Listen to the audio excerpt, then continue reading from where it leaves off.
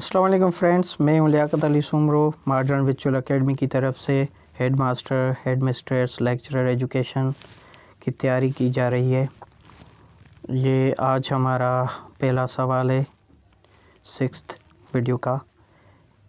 As people grow older the ease of learning declines. जब उम्र बढ़ती जाती है तो स्पीड डिक्लाइन होती है। क्या डिक्लाइन होती है लर्निंग की? Speed. Right answer is speed. Which from the following should be use to increase correct responses and appropriate behaviour. Correct responses और अप्रोप्रिएट बिहेवियर को कौन सी चीज़ इन्हांस करती है? वो है रिवार्ड। मोटिवेशन किससे आती है? प्रेज से, तारीफ से। मोटिवेशन और ये रिस्पांस करेक्ट कौन दिलवाता है? प्रेस। तारीफ करेंगे बच्चों की तो हमें अच्छा रिस्पांस मिलेगा। Which from the following should be use to decrease minor inappropriate behaviour. Ignorance. Minor inappropriate behaviour को इग्नोर करना चाहिए। Right answer is ignorance. The book Emile or on education On the Nature of Education and Man, it's written by Rousseau. ये वही किताब है जिसकी base पे France में बहुत बड़ा रिवॉल्यूशन आया था। रूसो ने लिखा था और रूसो के मरने के बाद ही ये इनकलाब आया था बहुत बड़ा। Right answer is Rousseau. According to email, the noblest work in education is to make an reasoning man. इस बुक का मेन जो नोबलेस्ट वर्क था वो था रीजनिंग मैन बनाना। Teachers should present information to the students clearly and in interesting way and relate this new information to the things students know already knows. रिलेट करना होता है जो बच्चे ऑलरेडी जानते हैं और न्यू इन्फॉर्मेशन को उस ऑलरेडी जानने से रिलेट करना होता है। तो राइट आंसर होगा already know. According to John Dewey, school is a institution and education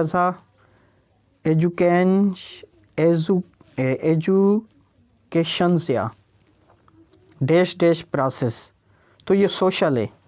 John Dewey के मुताबिक ये सोशल होता है। यहाँ पे एक ब्लैंक नहीं दिया हुआ तो ये दो यूज़ होंगे social.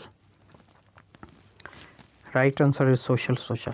According to John Dewey, schools must prepare students for present life. मौजूदा ज़िंदगी के लिए स्टूडेंट्स को तैयार करना होता है। ये जॉन डेवी की बहुत मशहूर कोटेशन है। Responses that produce a satisfying effect in a particular situation become to occur again in that situation.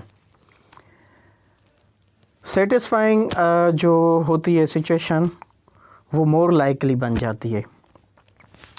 ये थॉर्नडाइक की लॉज ऑफ इफ़ेक्ट में ट्रायल एंड एरर वाले कॉन्सेप्ट में है कि मोर लाइकली जो सेटिस्फाइंग इफ़ेक्ट होता है वो मोर लाइकली होता है। Right answer is more likely. Responses that produce a discomforting effect becoming to occur again in that. तो ऐसे रेस्पॉन्सेज जो डिस्कम्फर्टिंग दिखाएं, वो जो पहले कंफर्टिंग दिखा रहा था उसमें द मोर लाइकली, अब डिस्कम्फर्टिंग है तो क्या होना चाहिए इसका एंटी? वो होना चाहिए लेस लाइकली। कहाँ है ये? थर्ड ऑप्शन है।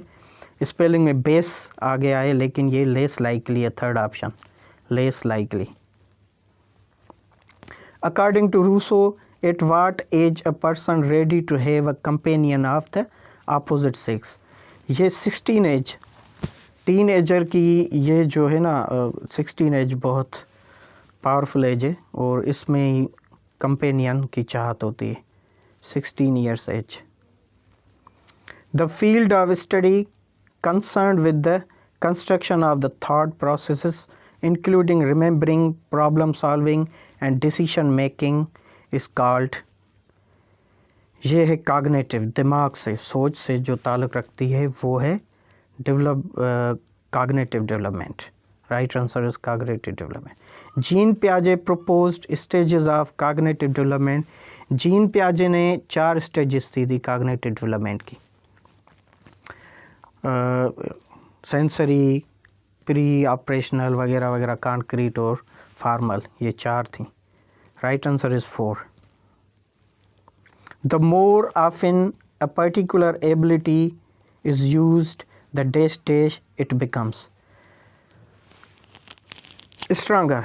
जब कोई पर्टिकुलर एबिलिटी को अक्सर यूज़ किया जाएगा तो वो स्ट्रॉन्गर बनेगी. Right answer is stronger. The longer a particular ability is unused the it become, unused होगी तो ये क्या बन जाएगी, weaker.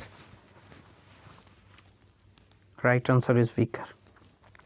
The more parts of your brain you use the more likely you are to retain information. जितना दिमाग के parts को यूज़ करेंगे उतना जो है वो चीज़ें याद रहेंगी, retain. The conclusion of a deductive argument is certain. Deductive argument का जो कॉन्क्लूजन होता है वो डिडक्टिव सर्टेन होता है, और इंडक्टिव का जो कॉन्क्लूजन होता है वो प्रोबेबल होता है. तो यहाँ पे डिडक्टिव है तो इसका सर्टेन होगा. Right answer. The truth of the conclusion of an inductive argument is, ये देखो आ गया. तो इंडक्टिव आर्ग्यूमेंट्स का जो कॉन्क्लूजन होगा वो होगा probable. Right answer is probable. The process of reasoning from one or more given statement to reach logically certain conclusion is called. जब बहुत सारे ऑप्शंस हो और किसी एक पे आना है तो उसको कहा जाएगा क्या, बहुत सारों से एक पे आना, ये होगा डिडक्टिव रीजनिंग. बहुत सारे एस्पेक्ट्स से एक पॉइंट पे आ जाना, ये है deductive reasoning. The reasoning in which the given statement are viewed as supplying strong evidence for the truth of the conclusion is called, ये हो जाएगा अपना इंडक्टिव रीजनिंग. इससे पहले डिडक्टिव था और ये है inductive reasoning. According to Jean पियाजे, children develop abstract logic and reasoning skill during. जहाँ पे एब्स्ट्रैक्ट लॉजिक और रीजनिंग की बात आ जाए, ये जीन पियाजे की आखिरी जो है फॉर्मल स्टेज उसमें है, फॉर्मल ऑपरेशनल स्टेज में ये क्रिएट होती है बच्चों में. Right answer formal operational stage.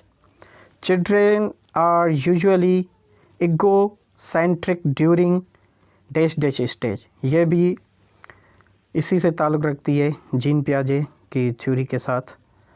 तो इगोसेंट्रिक होता है बच्चा सेंसरी मोटर और प्री ऑपरेशनल के बीच में होता है. इगोसेंट्रिक का मतलब है कि बच्चा सोचता है कि जो मैं सोच रहा हूँ, जो मेरी सोच है, पूरी दुनिया की वही सोच है. जिस चीज़ से मैं डरता हूँ पूरी दुनिया उसी से डरती है. अगर बच्चा किसी बिल्ली से डर जाए, किसी भी एनिमल से डर जाए, तो वो समझता है पूरी दुनिया इसी से डरती है. तो इसे कहा जाता है इगोसेंट्रिक, और ये सेंसरी मोटर और प्री ऑपरेशनल के बीच में होता है. Right answer is sensory motor and pre operational. According to Jean पियाजे, children are no longer egocentric when entering. अब जीन पियाजे के मुताबिक इगोसेंट्रिक नहीं रहता है बच्चा जब वो दाखिल होता है कॉन्क्रीट ऑपरेशनल स्टेज में, थर्ड स्टेज में. Right answer is concrete operational stage. According to Piaget, the theory of cognitive development, the concrete operational stage starts at age. तो ये शुरू होती है 7 से. concrete age शुरू होती है कहाँ से, 7 से, 7 years age से. According to Jean Piaget theory of cognitive, ये सेम क्वेश्चन है, रिपीट हुआ है, और इसमें जो है आंसर इसमें 11 आएगा. मिस्टेक नहीं है, ये सवाल सेम है. The most recent response is most likely to. जो सबसे ज़्यादा रिस्पांस होता है वो मोस्ट लाइकली होता है रीअकर के लिए, क्योंकि पसंदीदा है ना वो अमल, रीअकर हो जाए, फिर हो जाए, दोबारा हो जाए। Right answer reoccur. Rousseau advocated an educational method which consisted of removing the child from. बच्चे को कहाँ से रिमूव करना है? उसको करना है सोसाइटी से। Right answer is society. Who advocate removing children from their mother's care and raising them as worse to the state? State के बारे में लिखता है प्लेटो। तो ये कहावत, ये स्टेटमेंट किसकी है? प्लेटो की है कि बच्चे को उनकी माँओं की गोदों से निकाल कर स्टेट के लिए वक़फ़ किया जाए। Plato. The famous book the republic was written by, ये रिपब्लिक भी प्लेटो ने लिखी है। Book written by Plato. Right answer is Plato, republic. All who have meditated on the art of governing mankind have been convinced that the fate of empires depends on the education of youth. This is the saying of Aristotle. ये कहावत है Aristotle की, जिसको अरस्तु भी कहा जाता है उर्दू सिंधी में, और इंग्लिश में Aristotle. The Waldorf education approach emphasizes a balanced development of, ये है 3H, Waldorf 3H, head, heart and hand. head, heart and hand. ये तीनों कॉग्निटिव डेवलपमेंट्स से ताल्लुक़ रखती है। जैसे तीनों उसमें ब्लूम्स टैक्सोनॉमी के जो तीनों हैं, एक है कॉग्निटिव, अफेक्टिव, साइकोमोटर। तो head mean mind, cognitive, heart दिल यानी कि अफेक्टिव, हैंड्स फिजिकली काम, psychomotor. Plato believed that talent and intelligence are, क्या है? talent and intelligence are not distributed genetically. तो इंटेलिजेंस और टैलेंट नस्ल दर नस्ल नहीं आता, ये ख्याल था प्लेटो का। A prior knowledge is knowledge that is known independently of experiences. Right answer is experiences. इसी का भी जवाब यही होगा। A posterior knowledge is knowledge that is known by experiences. ये हमारा लास्ट है इस वीडियो का। According to John Locke, a child's mind does not contain any innate ideas.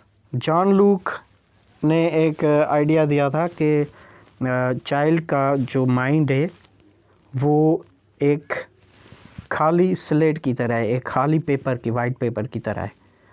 उस पे जो लिखा जाए वो ही जो बच्चा होता है वो माहौल से, इन्वायरमेंट से सीखता है। तो जब वो जन्म लेता है वो उसके दिमाग में कुछ नहीं होता, वो खाली होता है, इनेट आइडियाज़ होते हैं। Right answer is innate ideas. अल्लाह हाफिज़।